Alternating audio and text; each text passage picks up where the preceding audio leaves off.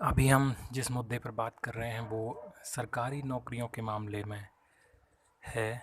और सरकारी नौकरी भारत के समाज में एक बहुत बड़ी चीज़ मानी जाती है।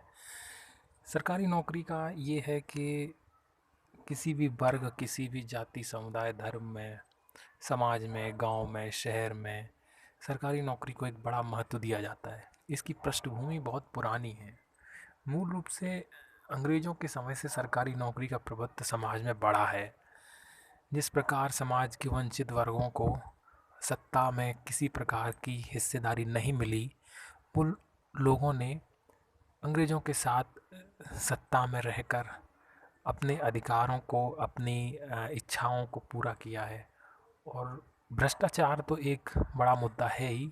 इसके अलावा भी कई सारे पहलू हैं जो सरकारी नौकरी में किसी व्यक्ति को मिलते हैं। उन सभी चीज़ों को ध्यान में रखते हुए हम इस बातचीत को आगे बढ़ाएंगे। प्रमुख रूप से संपन्न घरों में, संपन्न परिवारों में ये माना जाता है कि सरकारी नौकरी को अब ये कहा जाने लगा है कि सरकारी नौकरी को छोड़कर दूसरे क्षेत्रों के करियर बनाए जा सकते हैं। ये बात उन संपन्न और धनाढ्य परिवारों के व्यक्ति के लिए सही है, लेकिन एक आम आदमी के व्यक्ति के लिए बहुत साधारण बात ये नहीं लगती है। जिस प्रकार वे करियर बना सकते हैं, अपनी पारिवारिक पूंजी का इस्तेमाल करके व्यापार या स्टार्टअप कर सकते हैं, वो एक आम आदमी नहीं कर सकता। ख़ास तौर से वो व्यक्ति जो समाज के अंतिम पायदान पर है, उसके लिए एक बहुत महत्वपूर्ण चीज़ है। जिस प्रकार ये कहा जा रहा है कि लोग सरकारी नौकरी के पीछे क्यों पड़े हैं, और ये बात सच भी है कि कितने ही लोग जो आज अलग अलग प्रतियोगिता परीक्षाओं की तैयारी कर रहे हैं, इनमें जो संख्या है वो लाखों में है। किसी भी नौकरी के फॉर्म जब भरे जाते हैं तब उसमें इन परीक्षार्थियों की संख्या 10 लाख से ऊपर ही होती है। भारत में इस समय ये स्थिति है। ये स्थिति बहुत लंबे समय से निर्मित होती आ रही है, जैसा कि हम बातचीत कर रहे हैं। इस पूरी श्रृंखला में जब कोई व्यक्ति सरकारी नौकरी को पा लेता है तो अपनी सामाजिक पृष्ठभूमि में अपने आप को सुदृढ़ पाता है। वो पाता है कि उसके पास एक ऐसा रोज़गार है जिससे उसे नियमित रूप से तनख्वाह मिल रही है, पैसे आ रहे हैं हर महीने। जबकि दूसरे व्यवसायों में ये हो पाना मुश्किल काम है। जबकि ऐसे व्यक्ति जो स्टार्टअप कर रहे हैं या अपना व्यापार कर रहे हैं अथवा दूसरे कोई काम कर रहे हैं, उनमें जो धन आता है वो नियमित रूप से नहीं आता। उनमें कभी देरी से, कभी बाद में, और उनकी सफलता और असफलता इस बात पर टिकी रहती है कि वो कितने समय तक, कितना समय वो अपने व्यवसाय या दूसरे चीज़ों को दे रहे हैं। इन सारी बातों में वो व्यक्ति जिसके पास ना ही किसी प्रकार की भूमि है, ना ही शहरों में मकान, दुकान, इस तरीके की चीज़ें नहीं हैं, और शिक्षा के मामले में बहुत तकनीकी शिक्षा उसने हासिल नहीं करी है, उसके पास क्या ऑप्शन रह जाते हैं किसी भी नौकरी को स्टार्ट करने के लिए? तो उसके पास सरकारी नौकरी एक सबसे अच्छा विकल्प होता है। और दूसरी बात, उसे सम्मान की निगाहों से समाज में जो देखा जाता है वो इसी के मामले में देखा जाता है कि वो किस पद पर है, किस महत्वपूर्ण पद पर है। वो आईएएस है, आईपीएस है, रेलवे में है, क्या किसी बड़े इनकम टैक्स इन अधिकारी है, इस तरीके की चीज़ें पुलिस में है। इस तरीके की चीज़ें उसके लिए स्थापित होती हैं। जहाँ तक बात है ज्ञान देने वाले लोगों की, जो ये कह रहे हैं कि सरकारी नौकरी क्यों इतनी प्रासंगिक बनी हुई है, तो ये उस धारा के लोग हैं, इनके परिवारों ने बहुत अकूत संपदा इकट्ठी कर रखी है। दूसरे वो हैं जिन्हें बाजार ने एक ऐसा मौका दिया है और बाजार का एक ऐसा अंग बनकर त्वरित रूप से धन कमाने में ये सफल हुए हैं। जबकि ये हर व्यक्ति के मामले में बाजार और त्वरित धन कमाने की व्यवस्था या मौका उसे नहीं मिल सकता। ये बिल्कुल असंभव बात है। सरकारी नौकरी भी किसी प्रत्येक व्यक्ति को नहीं मिल सकती, ये भी सही बात है। लेकिन प्रयास के मामले में सभी को वहाँ एक निगाह से देखा जाता है कि एक भर्ती है, उसमें आपको चयन होना है। और जबकि स्टार्टअप के मामले में ऐसा नहीं होता। ख़ास तौर से हम बात करें भारत के वंचित वर्गों की, जिसमें गरीब, दलित, अल्पसंख्यक, इन्हें कभी भी भारत की सत्ता में आने का मौका नहीं मिला है। लगभग पिछले 300-400 सालों के इतिहास में ये कभी भी प्रत्यक्ष रूप से शासन में इनकी हिस्सेदारी नहीं रही है। इनके पास न खुद की ज़मीनें हैं, न इनके घर हैं, न इनके पास धन के मामले में किसी भी प्रकार की संपत्ति नहीं है। इनके पास केवल सरकारी नौकरी का एक जरिया है जिससे ये सम्मान, धन और समाज में ओहदा, इज्जत, रुतबा सब कुछ पा सकते हैं, और वो ऐसा करने में सफल हो रहे हैं।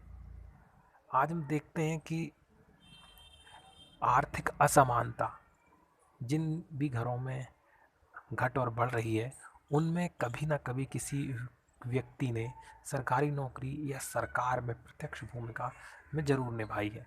जैसे कि गांव में और शहरों में जो लोग हैं, वो या तो सेठों के परिवार से हुए हैं जो संपन्न हैं, या वो गांव में जागीरदार के परिवारों से हैं। मूलतः इसी प्रकार के लोग हैं जिनके पास किसी भी तरह की पारिवारिक संपत्ति हुई है, उन्हें अपने व्यवसाय स्थापित करे और बाद में बड़ी दौलत बनाई। लेकिन वो व्यक्ति जो मजदूर है, गांव से आता है, जो शहरों में कंस्ट्रक्शन के कामों में या दूसरे कामों में मजदूरी करता है, उस व्यक्ति के परिवार में ऐसी कोई भी संपत्ति नहीं है जिससे वो अपने आप को मजबूत कर पाए। उसके पास तकनीकी शिक्षा हासिल करने के लिए भी धन नहीं है। चाहे वो मामूली से कंप्यूटर जैसे तकनीकी कोर्स हों, या मशीनों को चलाने के आईटीआई जैसे कोर्स हों, इन सभी को करने के लिए एक ख़ास तरीके के माहौल की ज़रूरत होती है जिसके हिसाब से वो सोचता है। और इस सोच को विकसित करने में उसके आसपास का माहौल बहुत महत्वपूर्ण होता है, क्योंकि उसके पूरे सोशल सर्किल में इस प्रकार के व्यक्ति नहीं होते हैं कि वो व्यवसाय कर रहे हों, वो उच्च तकनीकी शिक्षा हासिल कर रहे हों, या फिर स्टार्टअप जैसी बातें कर रहे हों, बल्कि उसके आसपास वही लोग होते हैं जो मजदूरी कर रहे हैं, वो छोटी मोटी नौकरियां कर रहे हैं। तो ऐसे माहौल में सरकारी नौकरी हमेशा से प्रचलन में रही है, और वो किसी न किसी कारण से सरकारी कार्यालयों में जाते रहते हैं। तो उनके उनके दिमाग में एक चीज़ हमेशा बनी होती है कि इस पद पर पहुंचना है, ये सबसे बेहतर चीज़ है। तो ये सबसे महत्वपूर्ण बात है इन सबको एक समझने के लिए, कि उन्हें कहाँ से इस तरह की प्रेरणा मिल रही है कि वो इस तरीके का सोच रहे हैं कि सरकारी नौकरी में जाना है। दूसरा ये है कि ख़ास तौर से दलित वर्गों में इस बात की ओर चेतना आई है कि उन्हें अस्पृश्यता या छुआछूत से अपने आप को बचाना है, तो सरकारी नौकरी हासिल करनी होगी। ये उनके दिमाग में है, और ख़ास तौर से पिछले आज़ादी के 70 सालों में दलितों ने अपने शिक्षा के दम पर बहुत बेजोड़ प्रगति करी है। पिछले कई हज़ारों सालों की बेड़ियां तोड़कर उन्होंने अपना एक स्थान अर्जित किया है। दूसरा वो वर्ग है जो पहले से शिक्षित था, लेकिन उसके पास बहुत मजबूत अधिकार नहीं थे। उन्होंने शिक्षा के मामले में अपने आप को प्रबुद्ध रखा, उन्होंने व्यवसाय भी किए, उन्होंने कृषि में अपना योगदान दिया, और शिक्षा में भी बेजोड़ प्रगति हासिल करी, और सरकारी नौकरियों में महत्वपूर्ण पदों पर वो बैठ चुके हैं आज। तो वो वर्ग जिसके पास बहुत अधिक दौलत थी, बहुत एलीट किस्म का समाज माना जाता था, उसमें ये तबके जो बहुत मामूली माने जाते थे, इन्होंने अपनी दावेदारी पेश की है। वो खटकते हैं कि कोई व्यक्ति, आम व्यक्ति, इतने बड़े और महत्वपूर्ण पद पर कैसे बैठ सकता है, जबकि इन पर तो हमारा अधिकार था। तो इन्हीं वर्गों का एक शगुफा छोड़ा जाता है कि समाज में सरकारी नौकरी के प्रति जो रवैया है वो उचित नहीं है। बल्कि ऐसा नहीं है, एक खुली प्रतियोगिता है सभी के लिए, जिसमें सभी व्यक्ति अपनी हिसाब से, अपनी क्षमताओं के हिसाब से उसमें घुसना चाहते हैं, उसमें प्रवेश लेना चाहते हैं, और जा रहे हैं। जिस प्रकार हम आज देखें कि राजनीति में कितने सांसद किस जाति वर्ग से आते हैं, उनकी संपत्ति क्या है, उनके पारिवारिक बैकग्राउंड क्या है। ठीक इसी प्रकार से हम देखें कि कितने सारे अ, अधिकारियों के पारिवारिक स्थितियाँ या पारिवारिक बैकग्राउंड क्या है उनका, तो हम पाएंगे कि कहीं ना कहीं उनकी पारिवारिक मजबूती इस बात का योगदान देती है कि वो कहाँ से आ रहे हैं। जबकि वे व्यक्ति जो बहुत सामान्य वर्गों से आते हैं, उनको अपनी समाज में दावेदारी पेश करने के लिए, अपनी इज्जत बनाने के लिए एक लंबा संघर्ष करना पड़ता है। और ऐसा ही आज एक अनुभव सोशल मीडिया में हो रहा है, जहाँ यूट्यूब और फेसबुक पर कई सारे इन्फ्लुएंसर जो मामूली काम करते थे, गांव देहात से थे, उन्होंने अपनी एक ख़ास जगह बनाई है। और बड़े बड़े शहरी लोग जिन्हें बंगलों और फार्म हाउस में अय्याशी करने का एक अनुभव था, उनको पीछे छोड़ दिया है, क्योंकि उन्होंने ज़मीनी हकीकत की चीज़ों से रूबरू कराया और दुनिया उसे देखना और सुनना पसंद कर रही है। ख़ास तौर से सरकारी नौकरियों के बारे में एक जो बात कही जाती है वो है भ्रष्टाचार। भ्रष्टाचार मुझे लगता है कि पूरी दुनिया में सरकारी नौकरियों के मामले में व्याप्त है, और उसमें पारदर्शिता जितनी आ रही है उतनी उतनी ही गति से आ सकती है। इंटरनेट और ऑनलाइन दस्तावेज़ों के प्रकाशन से चीज़ें पारदर्शित हो रही हैं, जिससे भ्रष्टाचार में कमी आ रही है। लेकिन ये मात्र एक अकेला कारण नहीं है सरकारी नौकरियों को आकर्षित करने का।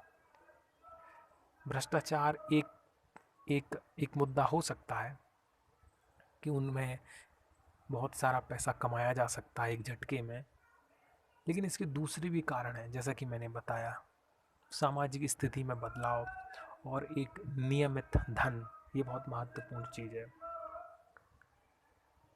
इस ऑडियो बातचीत में इतना ही। मैं श्रीनाथ, नमस्कार।